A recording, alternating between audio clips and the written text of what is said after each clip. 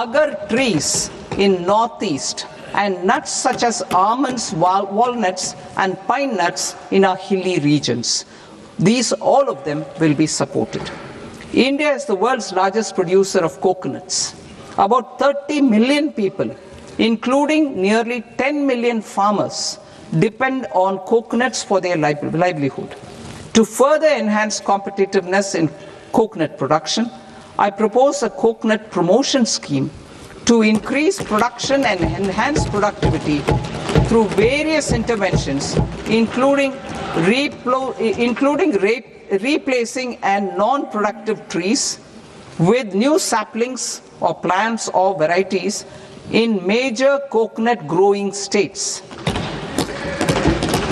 A dedicated program is proposed for Indian cashew and cocoa to make India self-reliant in raw cashew and coconut production and processing, enhance export competitiveness, and transform Indian cashew and Indian cocoa into premium global brands by 2030.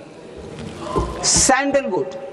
Sandalwood is closely linked to India's social and cultural heritage.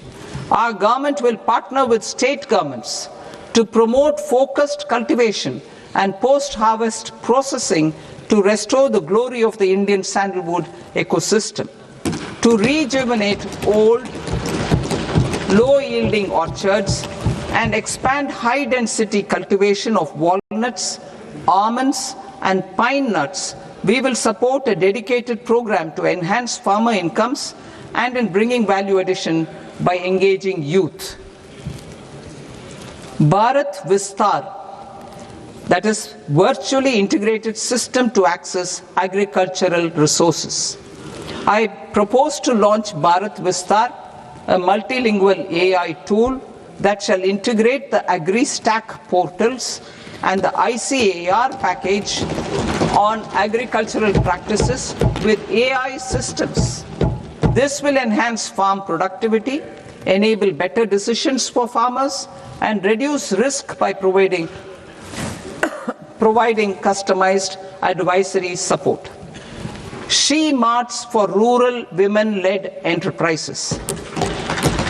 Building on the success of Lakpati Didi program, I propose to help women take the next step from credit-linked livelihoods to being owners of enterprises. Self-help entrepreneur, She Marts will be set up as community-owned retail outlets within the cluster-level federations through enhanced and innovative financing instruments.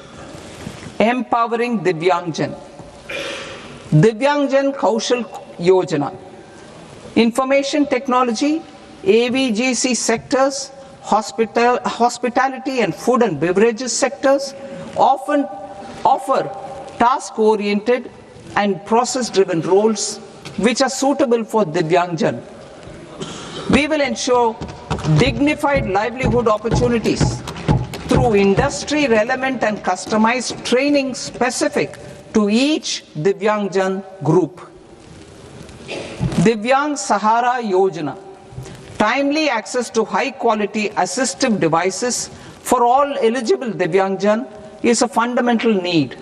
I propose to 1. Support the Artificial Limbs Manufacturing Corporation of India, Alimco, to set up and to scale up production of assistive devices, invest in R&D and AI integration, strengthen PM Divyasha Kendras, and support setting up of assistive technology marts as modern retail style centers where Divyangjan and senior citizens can see, try and purchase assistive products. Reaffirming our commitment to mental health and trauma care. There are no national institutes for mental health care in North India. We will therefore set up a NIMHANS 2 and also upgrade national mental health institutes in Ranchi and in Tezpur as regional apex institutions. Emergencies expose families, particularly the poor and vulnerable, to unexpected expenditure. We will strengthen and increase these capacities by 50% in district hospitals by establishing emergency and trauma care centers. Focus on Purvodaya states and northeastern regions. Purvodaya, I propose the development of an integrated East Coast industrial corridor with a well-connected node at Durgapur, creation of 5 tourism destinations in 5 Purvodaya states, and the provision of 4,000 e-buses. Buddhist sites in northeastern region. The northeastern region is a civilizational confluence of Theravada and Mahayana or Vajrayana traditions. I propose to launch a scheme for development of Buddhist circuits in Arunachal Pradesh, Sikkim, Assam, Manipur, Mizoram, and Tripura. The scheme will cover preservation of temples and monasteries, pilgrimage interpretation centers, connectivity, and pilgrim amenities. 16th Finance Commission. On 17th November 2025, the 16th Finance Commission submitted its report to the President. As mandated under Article 281 of the Constitution, the government is to lay the report along with the explanatory memorandum on the action taken report on the recommendations of the Commission in Parliament, which, Sir, Honourable Speaker, you've allowed me to do at the commencement of this session. The government has accepted the recommendation of the Commission to retain the vertical share of devolution at 41%. As recommended by the Commission, I have provided 1.4 lakh crores of rupees to the states for the year 2026-2027 as Finance Commission grants. These include rural and urban local body and disaster management grants. Fiscal consolidation. Government has been delivering on our fiscal commitments consistently without compromising on social needs. To strive towards accepted standards of fiscal management in Budget 25-26, I had indicated that the central government would target reaching a debt to GDP ratio of 50 plus or minus 1% by 2030-31. In line with this, the debt to GDP ratio is estimated to be 55.6% of GDP in BE 26-27, compared to 56.1% of GDP in RE 25-26. A declining debt to GDP ratio will gradually free up resources for priority sector lending and expenditure by reducing the outgo on interest payments. One of the main operational instruments for debt targeting is the fiscal deficit. I am happy to inform this august House that I fulfilled my commitment made in 2021-2022 to reduce fiscal deficit below 4.5% of GDP by 25-26. In RE 25-26, the fiscal deficit has been estimated at par with BE of 2025-26 at 4.4% of GDP. In line with the new fiscal prudence path of debt consolidation, the fiscal deficit in BE 26-27 is estimated to be 4.3% of the GDP.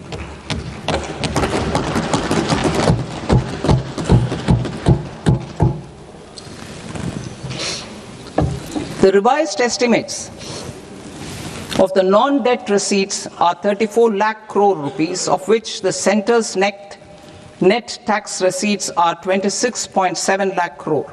The revised estimate of the total expenditure is 49.6 lakh crore rupees, of which the capital expenditure is about 11 lakh crores. Budget estimates 2026 to 2027. Coming to 26-27, the non-debt receipts and the total expenditure are estimated as 36.5 lakh crore and 53.5 lakh crore respectively. The centre's net tax receipts are estimated at 28.7 lakh crore rupees. To finance the fiscal deficit, the net market borrowings from dated securities are estimated at 11.7 lakh crore rupees. The balance financing is expected to come from small savings and other sources. The gross market borrowings are estimated at 17.2 lakh crore rupees. I'll now move to Part B. Part B, direct taxes.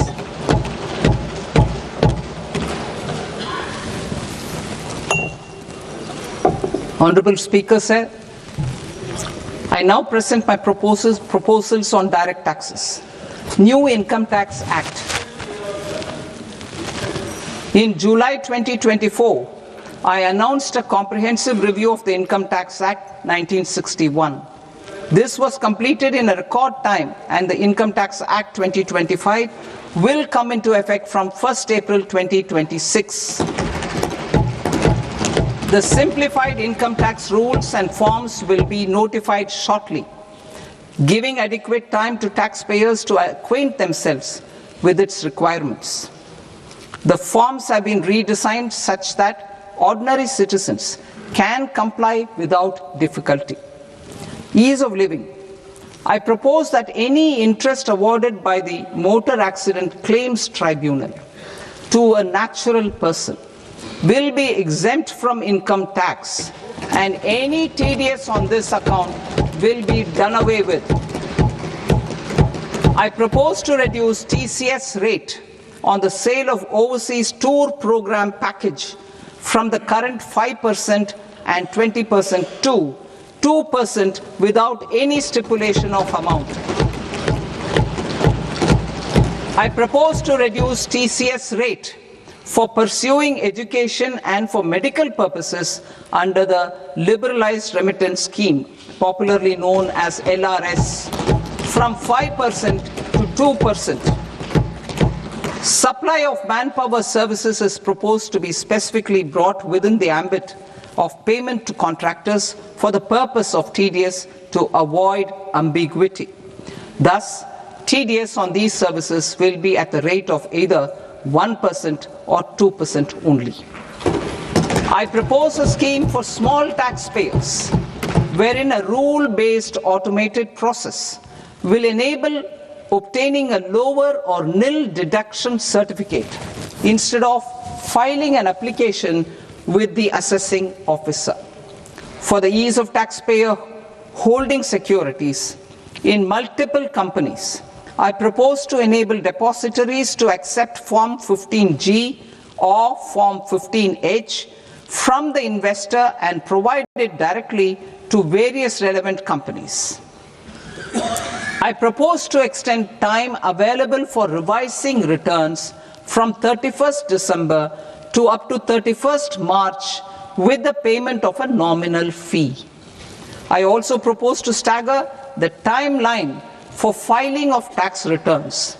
Individuals with ITR 1 and ITR 2 returns will continue to file till 31st July, and non-audit business cases or trusts are proposed to be allowed time till 31st August. TDS on sale of immovable property by a non-resident is proposed to be deducted and deposited through resident buyers and his or her PAN-based challan instead of requiring a TAN, which is a temporary accounting number. To address practical issues of small